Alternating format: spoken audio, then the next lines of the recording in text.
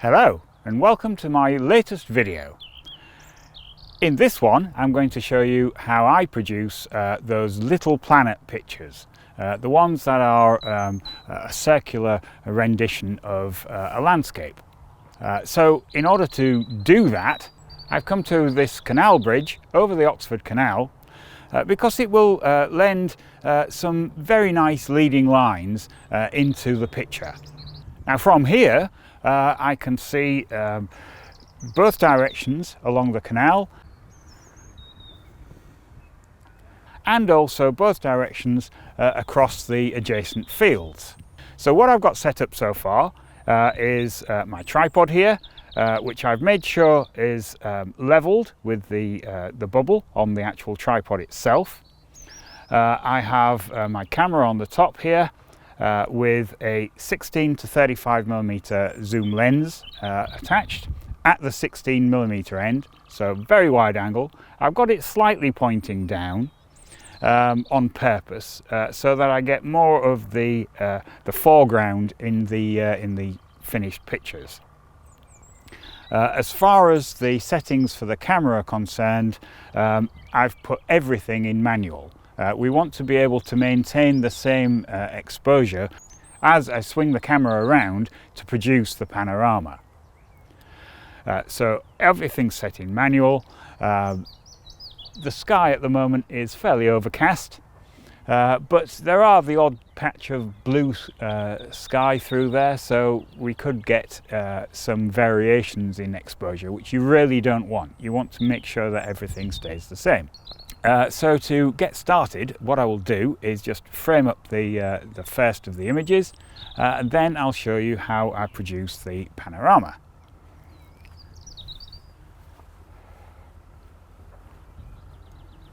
So looking through the lens, I'll just spin the camera around ever so slightly just to make sure that the top of that tree is in the picture, which it is. Yeah, that's pretty good.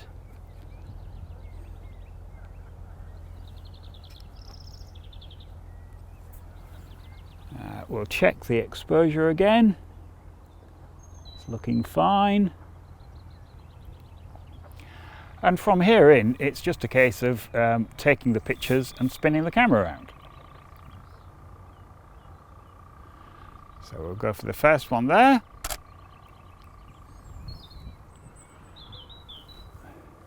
And now I'll spin it round just to make sure that I've got a reasonable overlap on each image.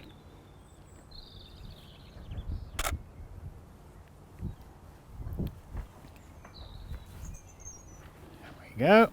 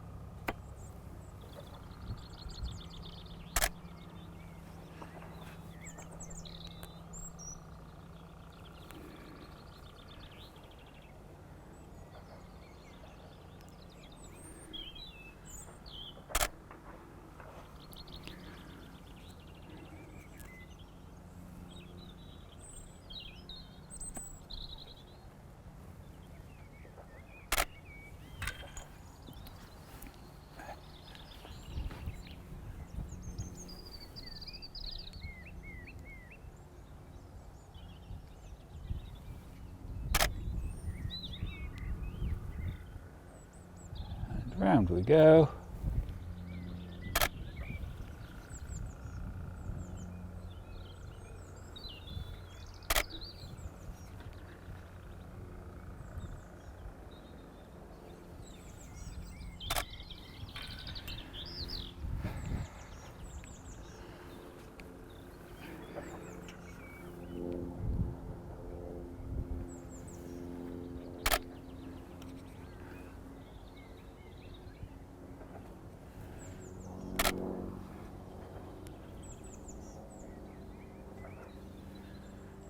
Back to the beginning again. So once we've captured all that, the next thing to do is to dive into Photoshop, and I'll show you how I glue it all together. Okay, so now we've come inside, we're going to get into Photoshop, and I have all the images preloaded in here. One thing to note is that I've actually cut down the resolution of all of the images. So if I just pick on this one, for instance, and go to image size, you can see that it's only 800 by 1200. That is because if I used full resolution images for the whole of this panorama, the resulting panorama image would be absolutely huge and would take forever to process. So just to speed things up a little bit, I've actually cut down the size of each individual image. If you're going to do this yourselves, then I would leave that decision totally up to yourselves. If you leave it at full resolution, the camera resolution, it will take a very long time to do. Okay, so we've got all the images for the whole of the rotation in here, as you can see. So the first thing that I want to do is make all these into a panorama. Easiest way to do that is go to File, go to Automate down here, and then just go to Photo Merge. Ask it to use the open files, and it'll load all the open files in. I'm going to leave it in auto. It usually makes quite a good job of it in automatic. If you get problems with a few things not lining up properly, then choose one of the others, but I would just leave it in automatic. As far as the other bits down here are concerned, the only ones that I usually use are the blend images together one. I don't bother with getting rid of the vignetting.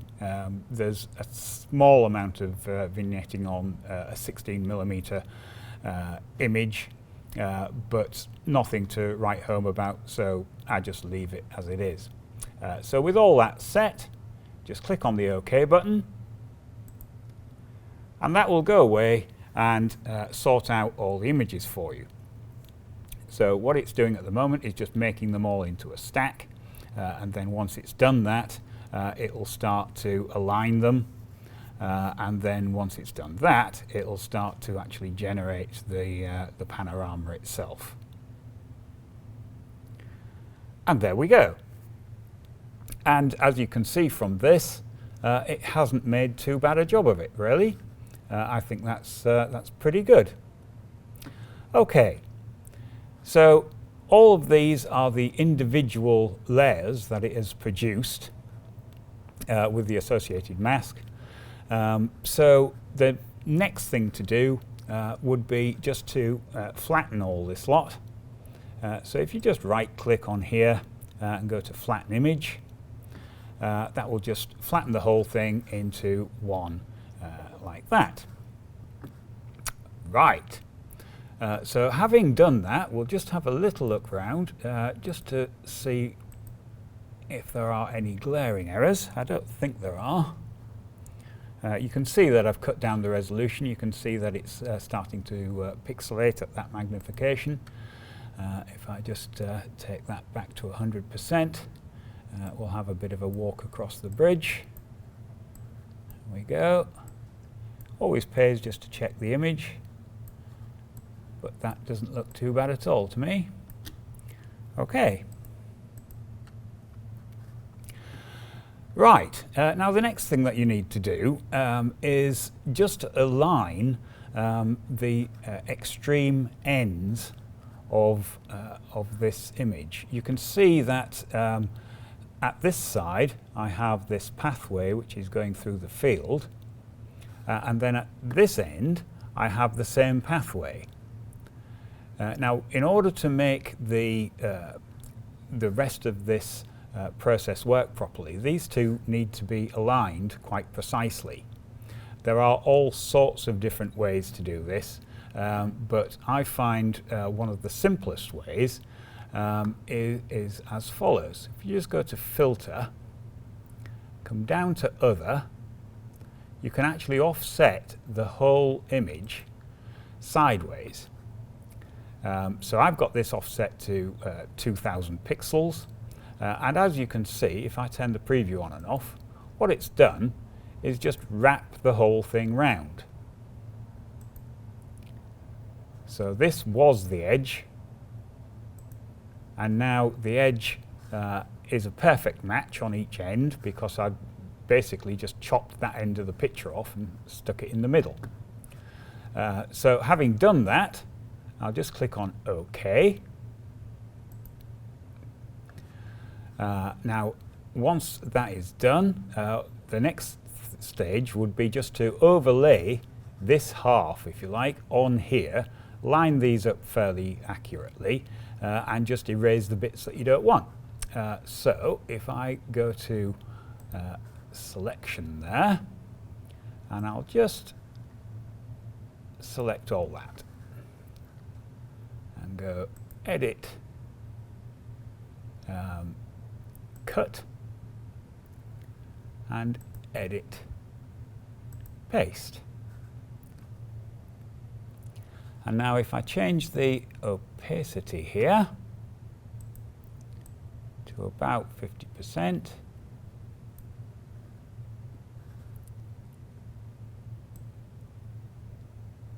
just move this until it more or less lines up like that.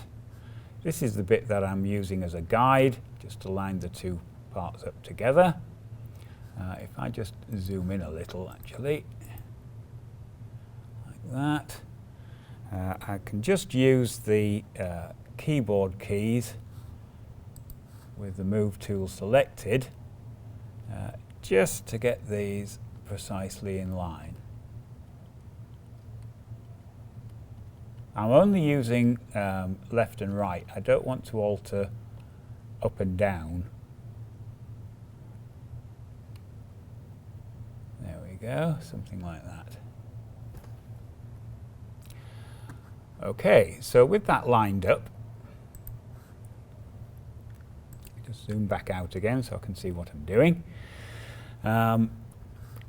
We'll take the opacity back to 100%. I'll add a layer mask to that, and we'll just clean up the edge. So with black selected, just go to the brush and just paint in the other image like this.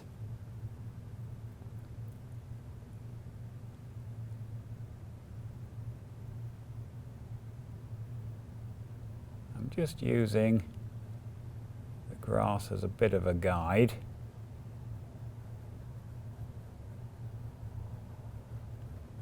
Like that. Just to make sure I've missed anything. There we go, and I have missed a bit. There we are. So this is the line, and those are the two merged together, which doesn't look too bad at all. I might just tidy up the bit right at the very top. No, that's the wrong way around. Let me just change that back to white. This is the advantage of doing things with a mask. You can always go backwards. There we go. That doesn't look too bad. Maybe a little bit there. That's a bit weird. There we are. Slightly better. Yeah. Good. Okay. So it just remains to do a bit of a crop. Now I just want to crop it to this edge here. So it'll snap to there because this is the active layer, which is what I want. And I'll just click on OK. Like that. Next would be just to flatten these layers now. So just right click, flatten the image.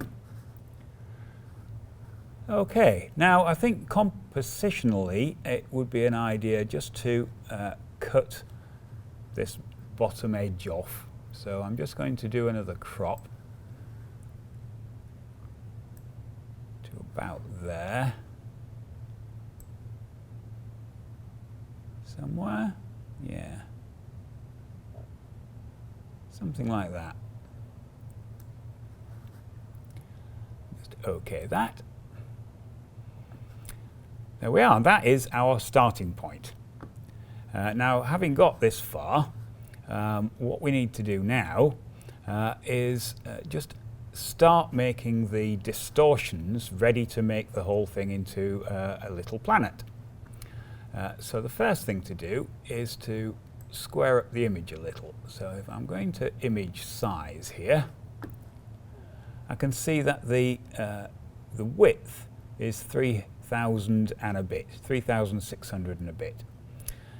So I'm going to make the height about 4001. I don't want it actually completely square. Like that. Because if you do make it completely square, then you'll end up with a completely round image. And in this case, I don't actually want a round image. I want more of a sort of rugby shape, rugby ball shape. OK, so click on OK, and that will distort the image. So, like that.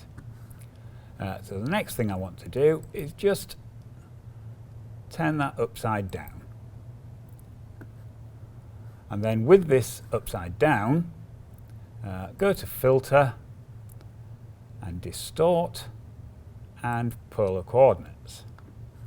With rectangular to polar selected, just click on OK. And there we go. And because I didn't have a completely square image, I've ended up with this rugby ball shape, which is really what I wanted. But it's all slightly in the wrong place. OK, so what I'd like to do now is just rotate the whole thing. So if I go to Image, Image Rotation,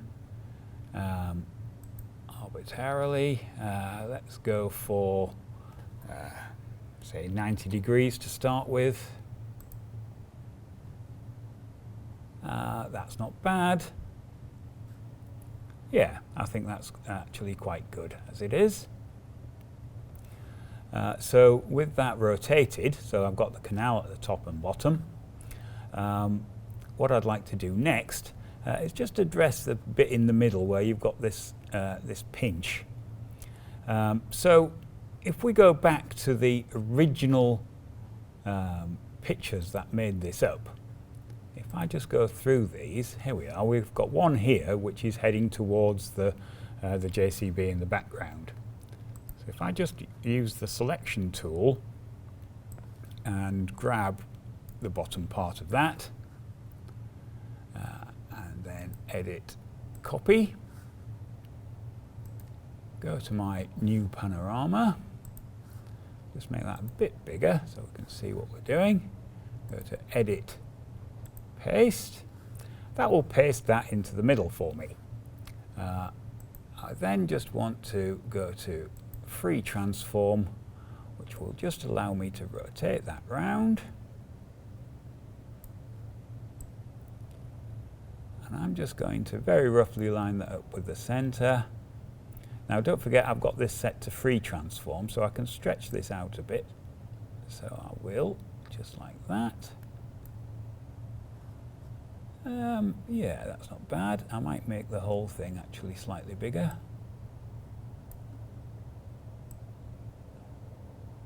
Like that. Maybe just rotate it round a bit more. Drop it down ever so slightly. I'm just trying to get it to line up more evenly. Just click on OK. And now with that selected, I'll just add an inverse mask by holding down the Alt key on the keyboard and hitting the mask there. So this time, whenever I paint in white, it will reveal that part of the image. So that's a bit of a small brush. Let's just make that a bit bigger, like that. There we go. So by painting that in, I can generally get rid of, there we go, the excess of pinch, like that. So that's done that side. Now I just want to do this side. I might just take that down to the edge, actually, just to blend it in a bit better, like that. So same sort of thing, just need to find the other view. There we are. Once again, just select that, grab the grass, edit, copy, back to here, edit, paste, and free transform. So I'll just rotate that, and just stretch that out, move it in, there we go. I'm just lining this up, whoops, more or less by eye. So maybe just rotate that a slight bit. That's not bad. Just bring that out a little. Might have brought it out slightly too much. Never mind. And just click on OK. I'm doing this quite quickly. You could probably take a little more care. Just add another inverse mask. Same sort of thing. So I'm painting in white. Select the paintbrush. Just get rid of that sharp edge there. Like that. And just paint that bit in. In fact, I've gone the wrong way there. I'll just get rid of that bit. There we are. It's better. Super. Okay, so that's the centre of the bridge done. And now we just need to address the outside here. Easiest way to do that again is, I think, just to flatten the image down and then just use the colour picker just to pick some of the sky here. I've got a nice bit of blue sky there, so if I just sample that and then using the paintbrush, maybe a bit bigger, like that, I'll just paint that sky in. There we go. Just paint that down here. Believable clouds.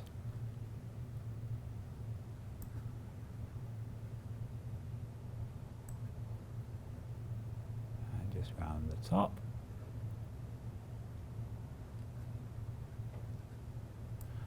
And just use the same technique, just work your way around. This time I'm just going to sample some of the cloud and paint that back. Like that.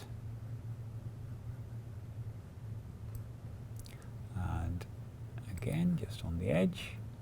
This time I'm going to go for a slightly darker colour.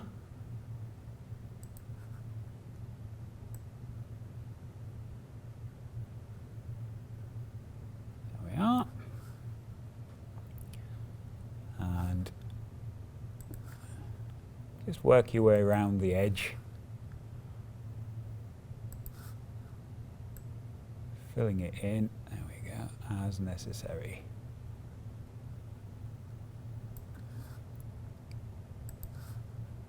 Actually, I don't like that transition there, so I'm just going to change it. So I'll just go back to blue. Just take that down a little like that.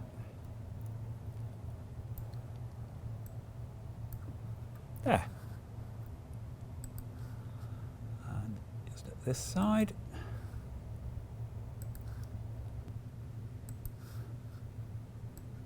Just make that as a little more believable. There we are. Okay. And finally, we'll just crop that down a little. I quite like the clouds at the top or bottom, or whichever way you put it here. And I'm just going to maybe bring it ever so slightly in on the sides, but nothing too serious.